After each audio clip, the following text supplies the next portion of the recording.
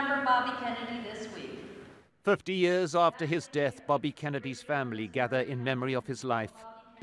Among those accompanying his widow Ethel are his children, grandchildren, and friends who've survived the decades. Oh my God.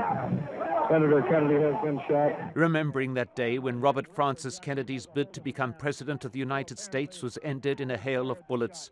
He still has the gun. The gun is pointed at me right at this moment. A 24-year-old Palestinian, Sirhan Sirhan, was found guilty and is serving a life sentence. Senator Kennedy had been shot. He's been shot?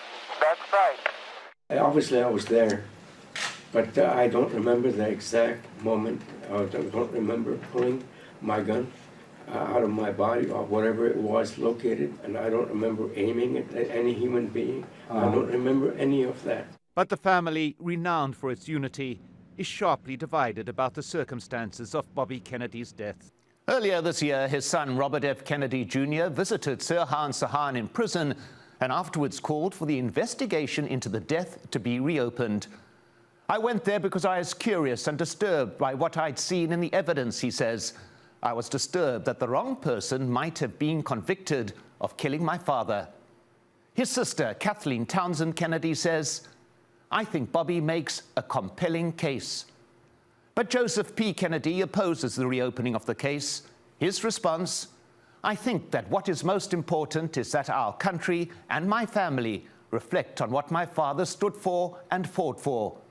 And Kerry Kennedy agrees. She says, I think we should focus on his life and not so much on his death.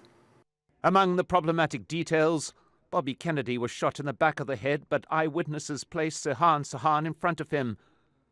Secondly, there were 13 bullets fired at the scene, while the accused killer was found with a revolver in his hand that only contained 8 chambers, raising speculation about more than one shooter.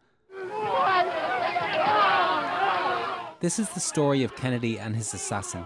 10 years ago, this documentary was made questioning Sirhan Sirhan's guilt, and its director says troubling evidence continues to emerge. Dr. Daniel Brown, who is a leading expert in hypnosis and coercive persuasion at Harvard Medical School, has been working with Sirhan and Sirhan's attorneys over the last 11 years to recover his memory of the shooting. And again, in some of his court declarations, he's mapped out, for me, very compelling evidence that Sirhan was in a hypnotic state at the time of the shooting and was somehow programmed to be a distraction for the real shooter, who was an inch behind Kennedy's right ear. Bobby Kennedy's body was placed on a train and transported from the west coast to the east for burial, the route lined with mourners.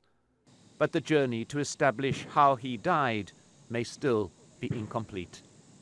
Mike Hanna, Al Jazeera, Washington.